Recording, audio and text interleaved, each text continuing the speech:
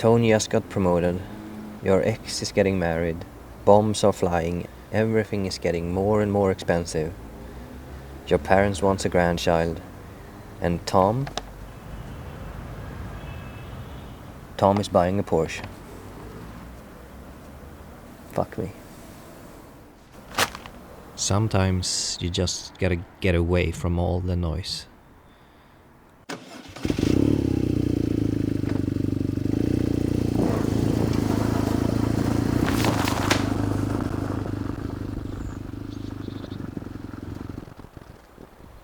Seeing everyone else moving forward with their lives, it's hard not to compare yourself to that. Go to school, get a job, get married, buy a house, have kids. Life is not a checklist, but it sure feels like it sometimes.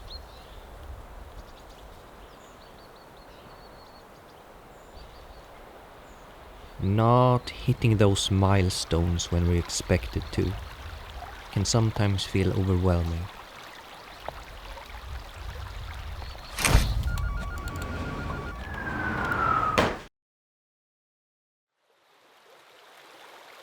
Rushing things certainly isn't the answer. But we can't be walking around stressed over an imaginary timeline either. So what do you do when the pressure comes tumbling down on you?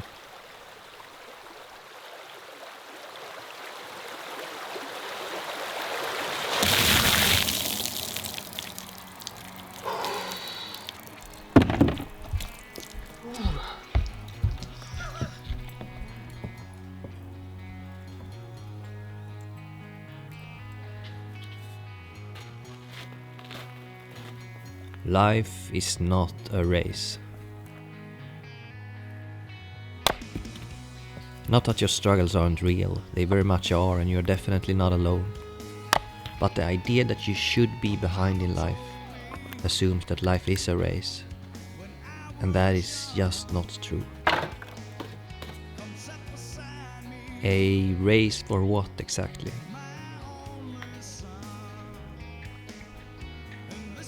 The moment we start comparing our lives to someone else's, we risk getting sidetracked. And if we try to live up to someone else's expectations, is it really that strange that we don't feel happy with where we're at? And if we try to solve these feelings by getting or doing more, we are always going to feel behind. Because if you aren't careful, more also means not enough. And we risk banging our heads against the same wall over and over again. And it's not the wall I'm worried about in that scenario. So no, the problem isn't that you're behind.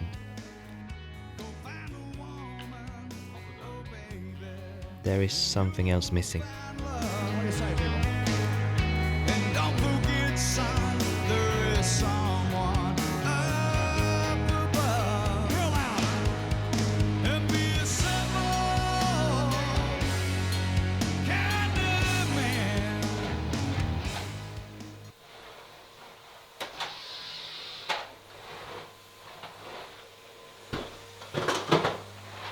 Three years ago I made one of the hardest decisions of my life, if not the hardest. I found myself at the crossroads. Buy a house, have kids, get married to the right, and leave everything that felt safe and familiar to the left. From the outside, one could say that I was successful, ahead even. But it certainly didn't feel like it. It felt more like I was pressured to go down a path I didn't choose. And I was chasing more in an unsustainable way in order to cope with the lack of fulfillment and self-esteem. Autopilot, I guess you can call it. If you are successful at something you didn't choose, are you even successful? I couldn't help to feel pressured to take the next step or hold it all together. Like, this is how life is supposed to be, or this is how things are supposed to feel.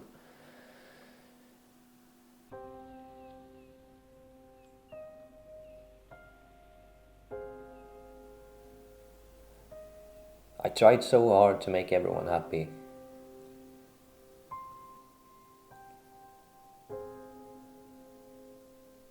that I forgot to make myself happy.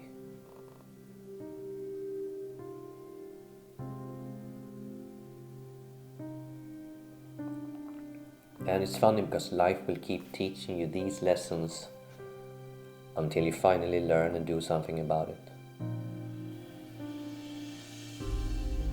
So naturally, after a while, my 8-year relationship came to an end and I left the industry I had been working my entire life in to find out what was missing, to carve my own path.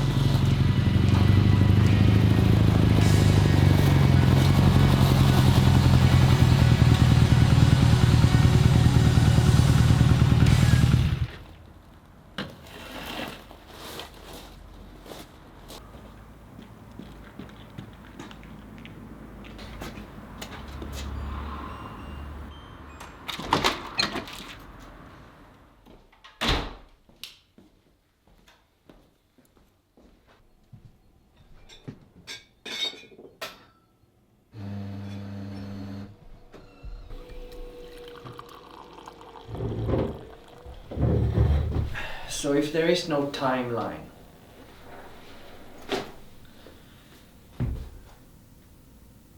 and life is not a race, how do we know if we're on the right path? A mythologist named Joseph Campbell noticed something interesting. That building a life toward freedom often follows a universal pattern. He called it the hero's journey. And once you start looking at your life through that lens, things begin to make a lot more sense. And I noticed that my journey pretty much follows that same pattern. So I simplified it into 7 stages to help me navigate. Stage 1. The ordinary path. Life as we know it, normal and predictable, following the checklist, hitting the milestones, participating in the race. Nice apartment, stable job, long-term relationship, 3 motorcycles. You get the drill. Everything looks fine from the outside, but will usually result in a feeling that something is missing, or like you are falling behind. Stage 2. A call to adventure, or in my case, a what if. What if there's more to life than this? What if I should explore creative entrepreneurship as a career? This is where life starts messing with you. That feeling that something is missing grows stronger. You start longing for something more, something different. Maybe an old flame moves back into town. A new career opportunity presents itself. Or maybe you suddenly feel a strong pull toward that thing you've been putting off. It is never too late to go after what you want. Stage 3. Hesitation. First, we ignore it, because the unknown is terrifying. I could never do that. That's not for people like me. It's not realistic. Even if the situation we're in is holding us back, or even hurting us, we often choose the familiar bad over the unfamiliar good. That's how strongly we as humans are wired for safety. And we are social animals too. So breaking away from the herd to do something that might be a little out there is scary. Two things that go against our very nature. But remaining the same also goes against our nature. The tension between safety and growth becomes harder and harder to exist in. It's common to get stuck here, refusing the call, distracting ourselves with less important matters to avoid thinking about it or feeling it. This is not ideal because the feeling doesn't go away. The tension only grows stronger with time. My biggest fear was that it was going to turn into regret or slowly ruin me. I could feel the tension. My only regret now is that I didn't act on it sooner, and that I can live with. Of course, everything is falling apart. Your new life will cost you your old one. Stage 4, taking the leap. Change happens when the pain of staying the same becomes greater than the fear of change. Something happens that pushes you over the edge. A breakup, a burnout, losing your job, an autoimmune disease, or maybe you're just completely fed up with where you're at in life. Or in my case, all of those things at once. Because the tension is hard to exist in. Things get harder and harder to hold together, and after a while something is going to break. Make sure it isn't you. This is sometimes talked about as rock bottom. It might feel like your world is falling apart. A point of no return almost. A blessing in disguise. Even if it doesn't feel like it at a time.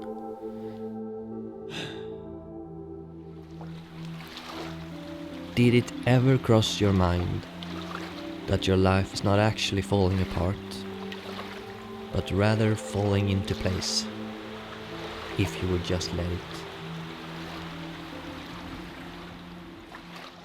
Stage 5, carving your own path.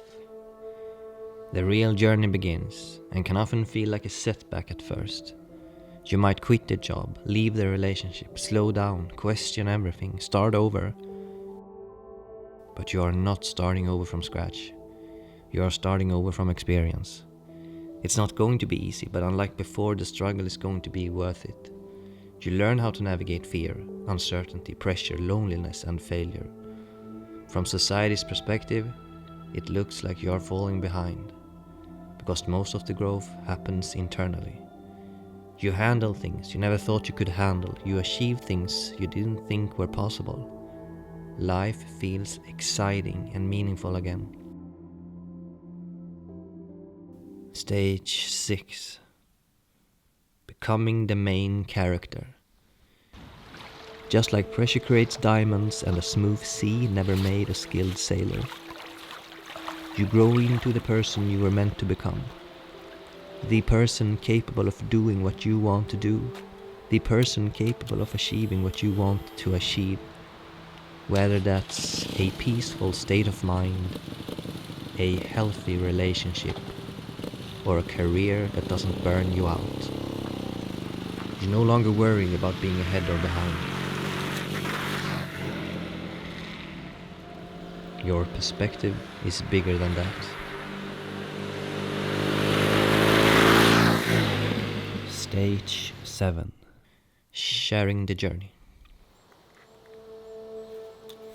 This is where you realize that the journey itself is the reward. But this can only happen when the journey you are on is your own.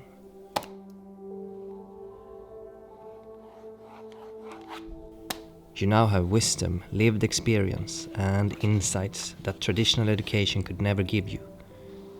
You no longer have the need to prove yourself. You just express yourself. Create content that educates and inspires. Build a business that reflects your values, or write a book. Like Joseph himself put it, the hero returns from this mysterious adventure with the power to bestow boons on his fellow man.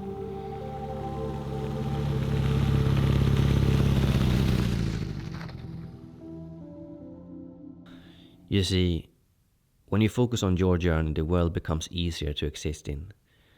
And comparing yourself with others becomes pointless.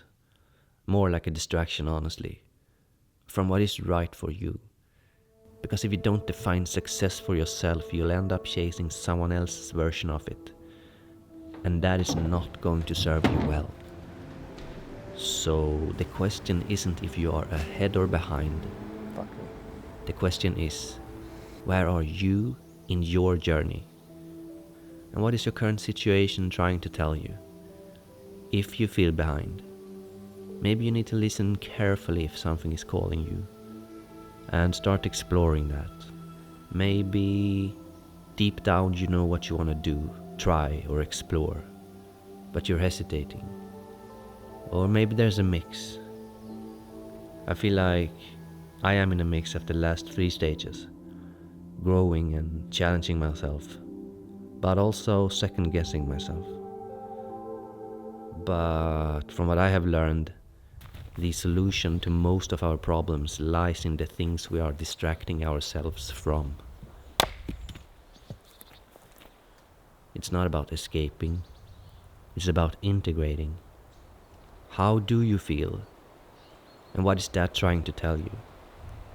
Can you reveal it? Can you take action towards it?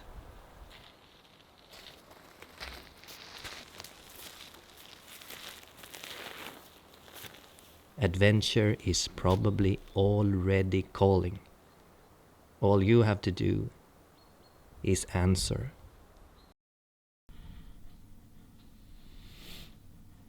I put together a free workbook with all the key takeaways, ideas and lessons from this video, along with some important questions that should give you even more clarity on your journey. Link below. Thanks for watching. Bye.